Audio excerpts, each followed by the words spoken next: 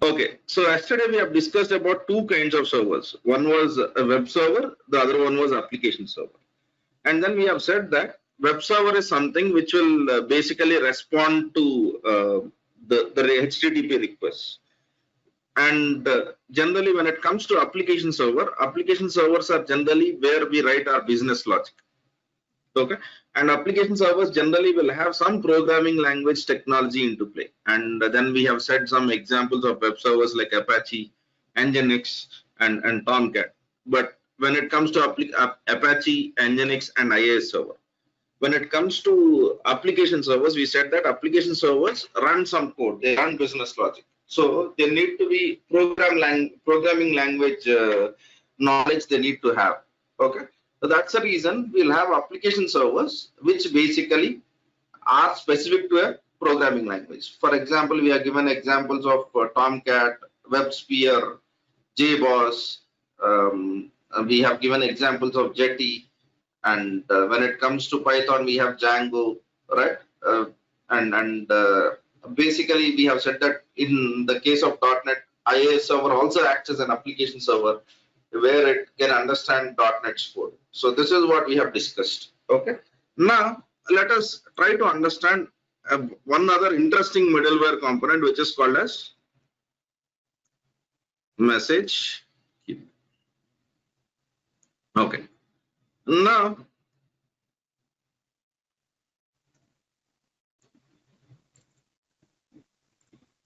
let me take this as an example. Okay, so I'm using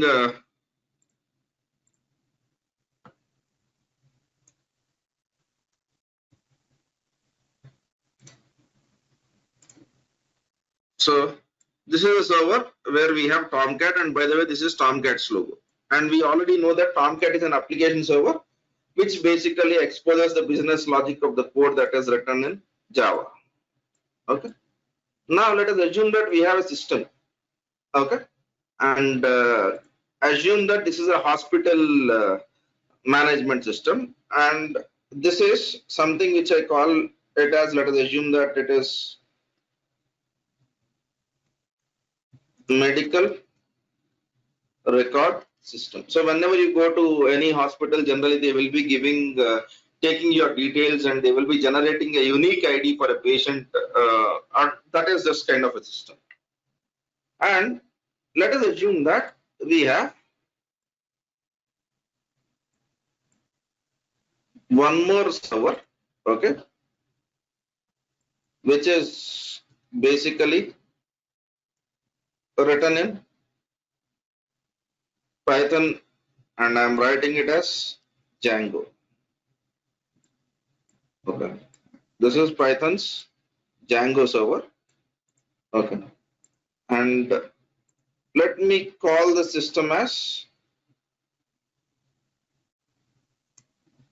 radiology system. Okay, so for example, if a doctor has prescribed you to basically go for a CT scan or an MR scan or whatever it is, so I would have a radiology based system. So this is something which I call it as radiology.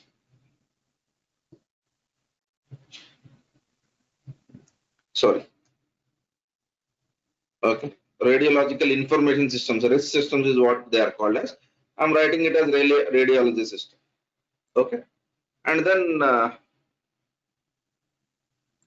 we would have what is that? Let us assume that I have one more system over here. Okay, so which is basically developed in .NET. Okay, a Microsoft IIS server.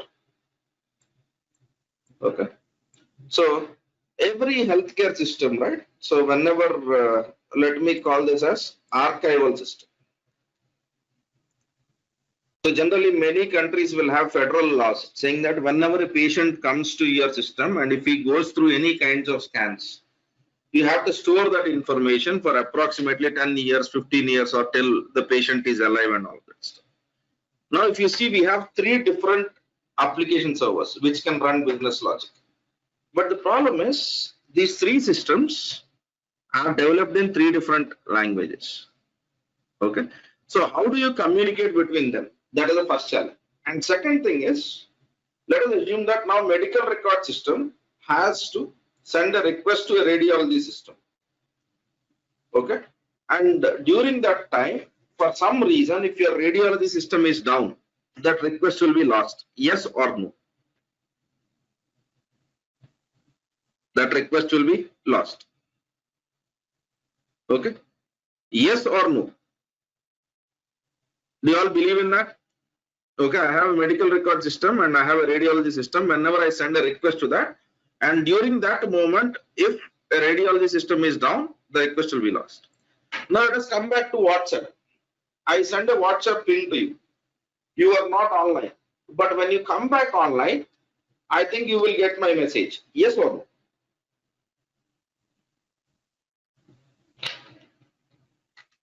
Yeah. So now, how do I basically build some kind of communication between multiple systems where I can get guaranteed delivery? Okay, you cannot use HTTP. You cannot use HTTP. So that is where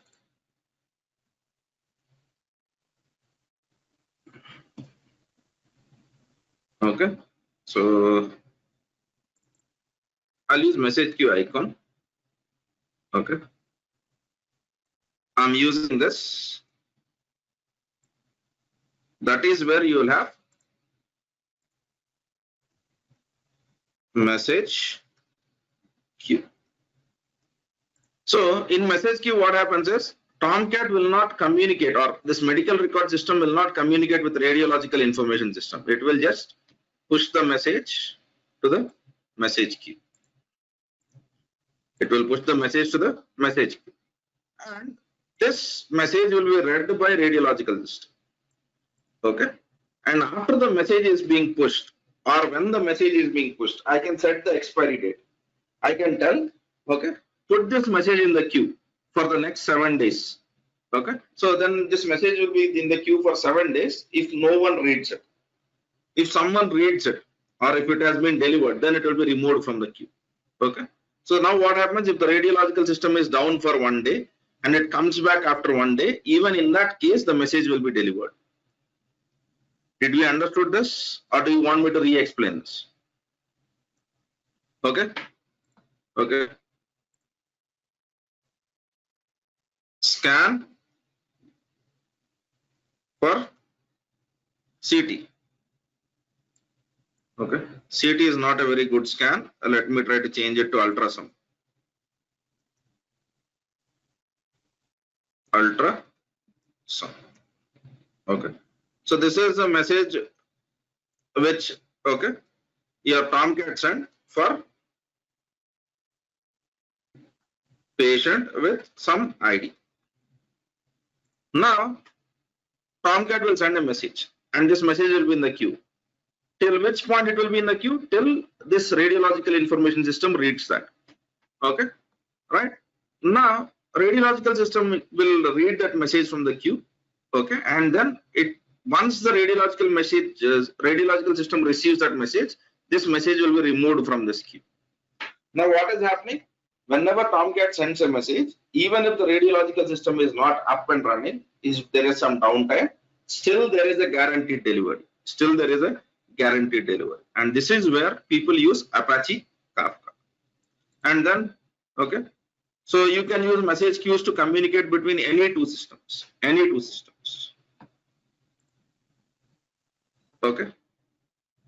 Right. Immediate response or synchronous, that is not what this is for. This is for reliable message. This is for reliable message. Even WhatsApp, you want it to be immediate. But if the other person who is your receiver of the message, if he is not online, what will you do? Yeah. Right. So understand this thing. This is for guaranteed delivery. This is not for all the purposes. Right? If you want immediate response, go with the plain messaging, HTTP messaging or TCP messaging, where You could try to tell that whether the message was delivered or not, whether it is failed, and if it is failed, what you have to do. You have to build those kind of systems, right? Will message queue translate the message? So it depends on the messaging format which both of these machines understand. Okay. So for example, if I'm communicating with you, okay, I might know multiple languages, but you and me have decided that we'll be speaking English, right? So in the same way, these messages will have some formats which both the systems understand. Okay. Yeah. Message queue is very widely used in many industries, including insurances, banking, right? You name it, there is it's stock markets. Yeah. Right. Okay. So which protocol is used to deliver? See, the protocol to deliver to message queue, there are many different protocols, but HTTP and TCP is used, right? But message queue, it will be storing the message in the message queue. Okay. And how we deliver it, it supports various different protocols. All right. There is not only one different stuff. But am I clear about this message queue and the purpose of message queue? Yeah. Right. Yes. Okay. Can we connect multiple systems? You can connect thousands of systems. As I said, your whole banking is running with this message queues. Okay. Now, if your application which you are trying to deploy using DevOps, okay, might require sometimes for you to configure this message. Then we have to understand that the reason why they are using message queue in this case is to support reliable messaging. Am I clear on this? So what is that guarantee that message queue gives us? Reliable messaging. Okay. Let me make a note of this. Cloud essentials, DevOps essentials, images, and let me put it as DevOps 4. All right. Okay. In many cases, we want messaging across systems to be reliable. Okay. So delivery guaranteed. Okay. But the major communication protocols which are most generally used, okay, like HTTP or TCP are unreliable. Unreliable means whenever you send a request, if the message server is shut down at a point of time, they will not deliver the message. They will just tell to the sender that there is some error. Okay. So to support, okay, reliable messaging and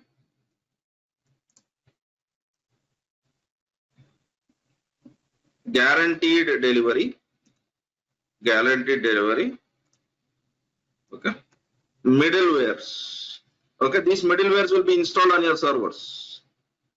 Okay, just like how Apache was installed, just like how the Tomcat was installed, these middlewares, okay, middleware called as message queue is used.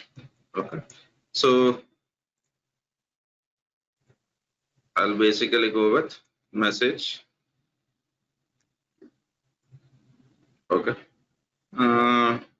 Yeah, I think this will be more than enough for us to understand. Okay.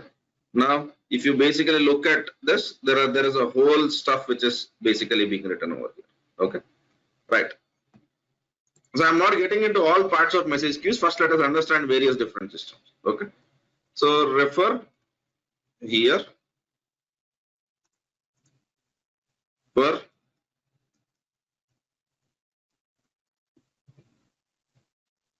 wiki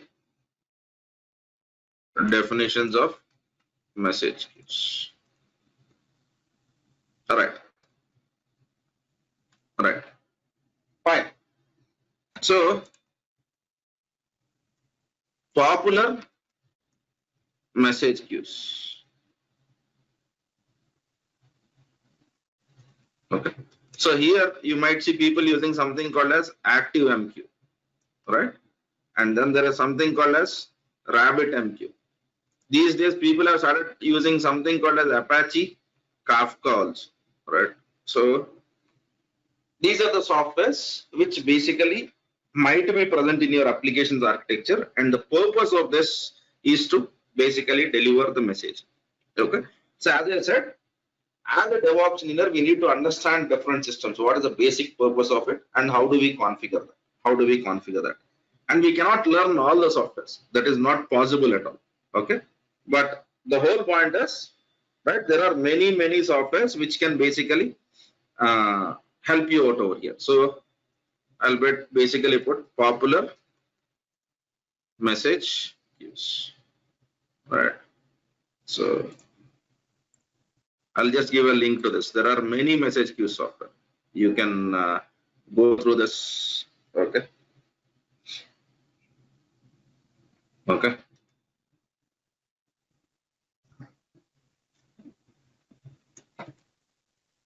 Refer. Am I clear on this now? Yes. Right. Yeah. So now, do we understand these three servers? What is web server do? What will application server do? And what will the message queue or a middleware like message queue will possibly do? Right? Okay, good. Fine. Okay. So in your architectures, whenever you see something like please install Kafka, please install Apache, please install ActiveMQ or RabbitMQ, right? So now we understand the purpose of this, right? This is to communicate between two different systems so that there is a guaranteed delivery between both of them, right? And then comes cache servers. Okay. So usage of these servers also is becoming very popular these days. Okay. So what is cache server? So here I'll try to give a little bit background. Okay. So what is the slowest component of your laptop? What is the slowest component of your laptop? What do you think it is?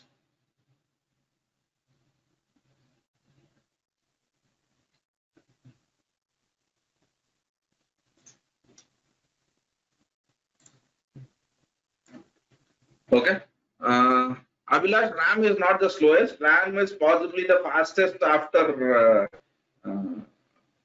what do you call fastest after CPU.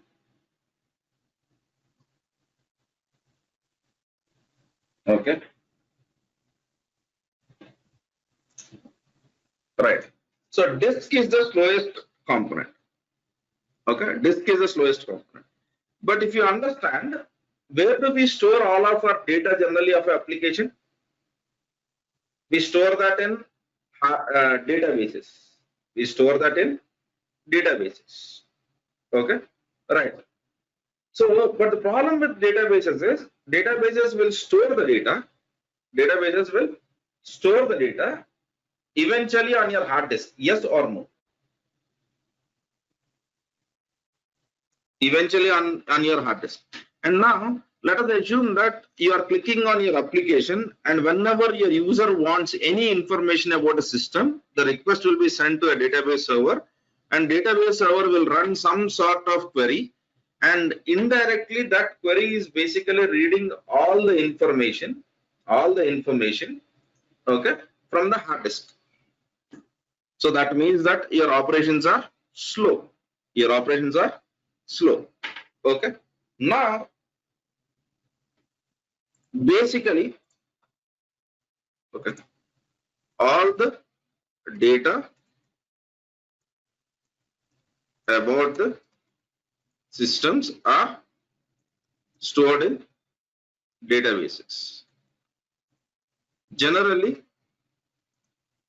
databases store the information on disks Okay, in their own formats, Okay, whenever application sends a request to pull the information, okay, disk IO. Disk IO means disk input or output operation has to happen, and disks are generally slow in nature. So how do I solve this? Don't say cache server. Don't say cache server. Cache server will solve this, yes. But what do you think is a better way? What do you think is a better way of basically doing this? Okay. So let me try to draw that representation also. Okay. So okay, fine. Tomcat, and let us assume that I have some kind of a database over here. Let me go with I'll go with Postgres. Okay. Postgres is one kind of a database, right? You can use Oracle, whatever that makes sense to you. Okay. So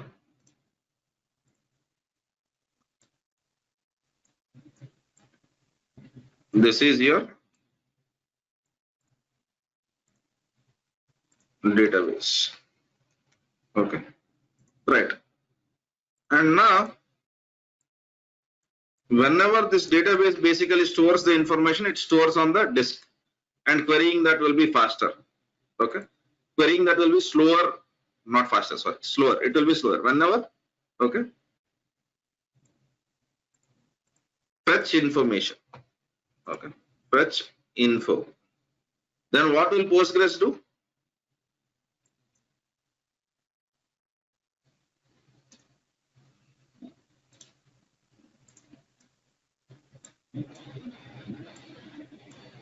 Postgres will, okay, query the disk for information. Query the disk for information. This is what happens, right? Do you all agree with this? Let it be any database, the story is same. Okay.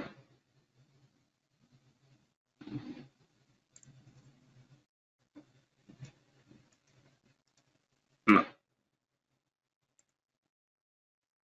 Oh, I've not used that image at all, is it? Right. First, let me basically try to add an image link. Sorry, I forgot to add the image link over. So review.slash images/devops4.png.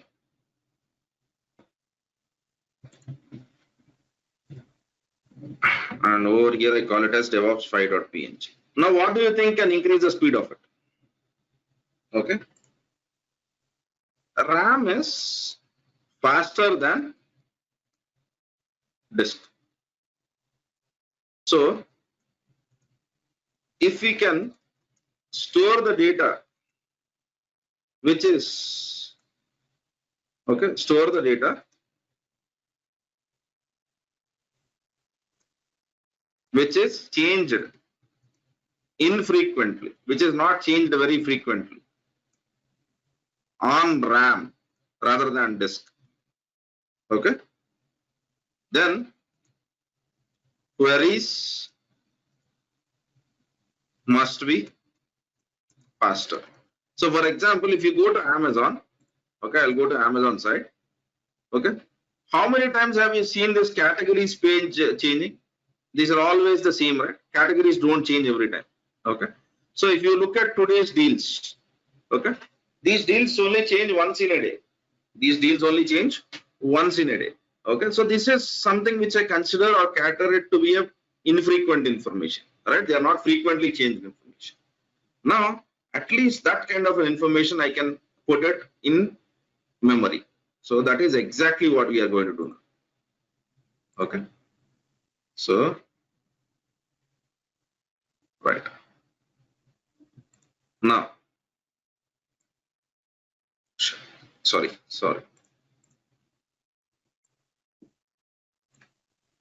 I'll put one more server in between. Okay, so in this server, I will try to draw a RAM.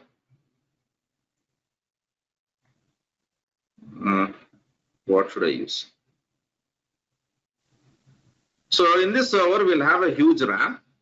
Okay, and then what we will do is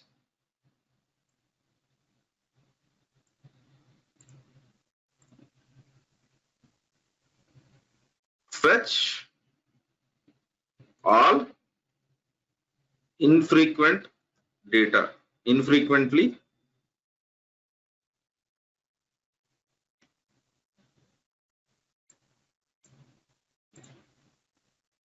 changed data.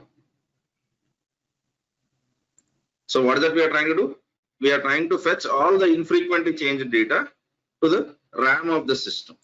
And now, whenever you fetch the info, you fetch it from the cache server. And now cache server will see if the data is in the RAM. If the data is in the RAM, it will respond to the server. If the data is not in the RAM, then it will try to send the request to the Postgres server, and Postgres server will respond to that. Now you tell me whether there is any performance improvement or not. So whenever we start that server in between, what is that we try to do? We try to load all the infrequently accessed data into the RAM of that system. Now, whenever your application is basically fetching the data, if it is frequently accessed data and which doesn't change frequently, then it is basically responded back from RAM. And we all know that RAM is faster than disk. Okay. Now, will it improve the performance? Do you all agree with me on this?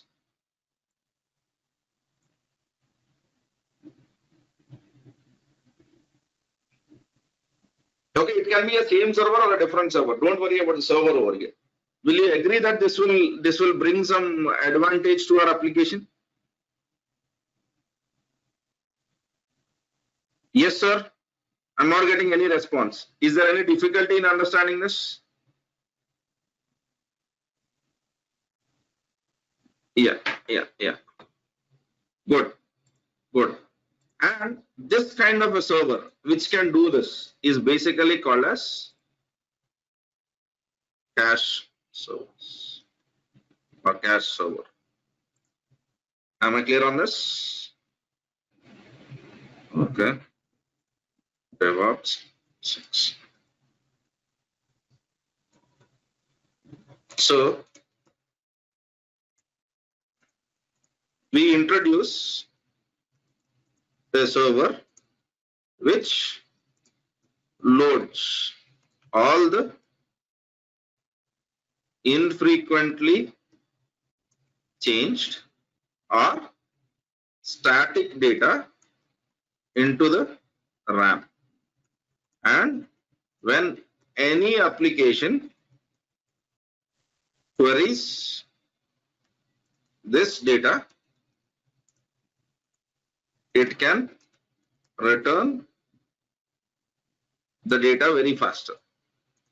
It can return the data, okay, or returns the data.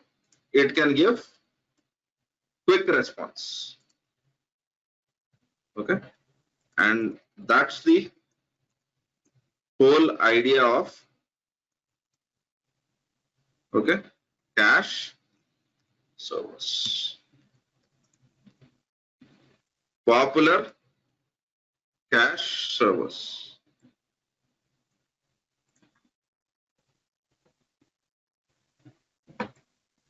Popular cache servers. So we have Redis cache. We have something called as Elastic Cache from AWS. Okay, and Popular Cache Servers. Okay, right. I'm just giving a link to this. You can, oh sorry, you can go through this. Right. In this, there are many operating modes, but at least if you understand this part, okay.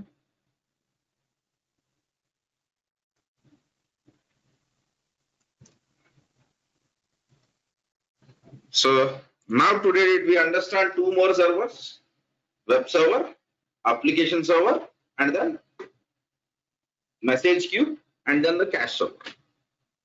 Who is responsible for populating the data which is infrequent? No, we have to map it. We have to tell what is infrequent to the cache server, and then it will load. Okay. Why we say infrequently access data? Okay. Now let us assume that. Why I am saying infrequently access data? Let us assume that you are creating a new patient, and if the new patient data you put it in the RAM over here. Okay.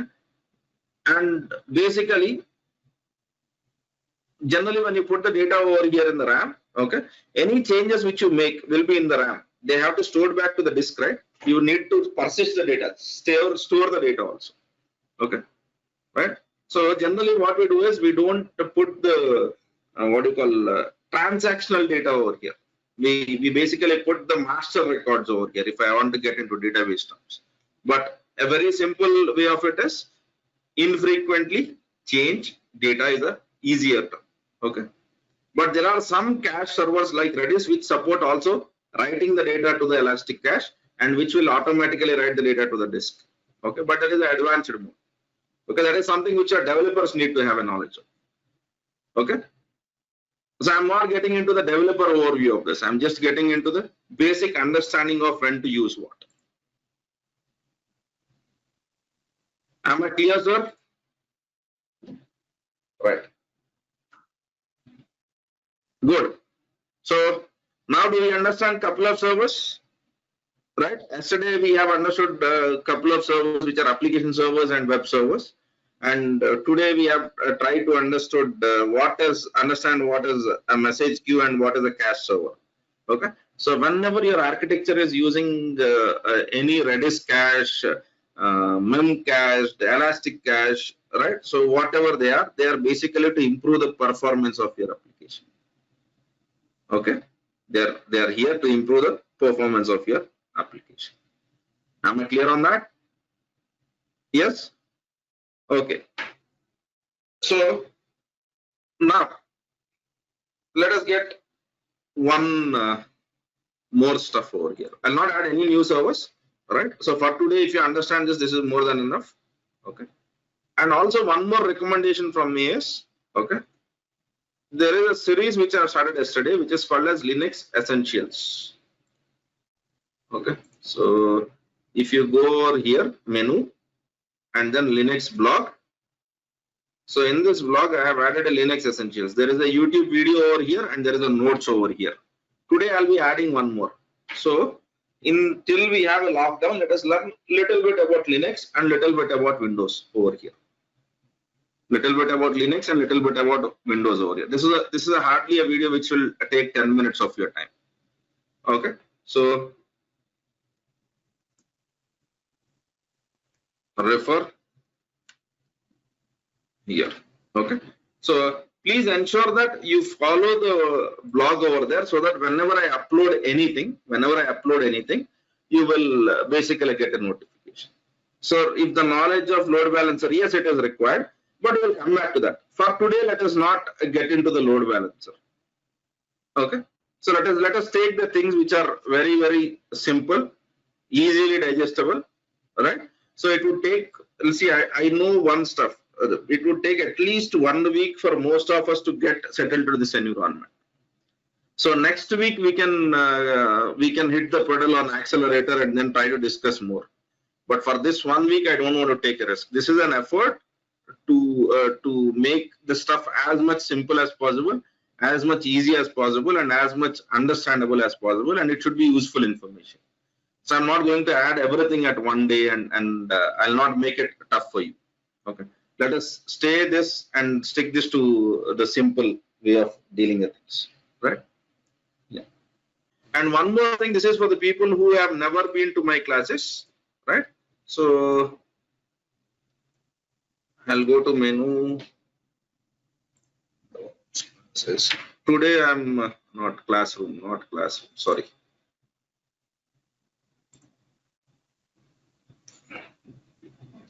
So if you see over here, let me see if I can add the same thing over here. I'm adding a couple of more things. Okay, so AWS. Okay, tomorrow I'll give a link of basically the Azure stuff. You can create whatever you like, but if you see, if you go into the page, there is already a information over here.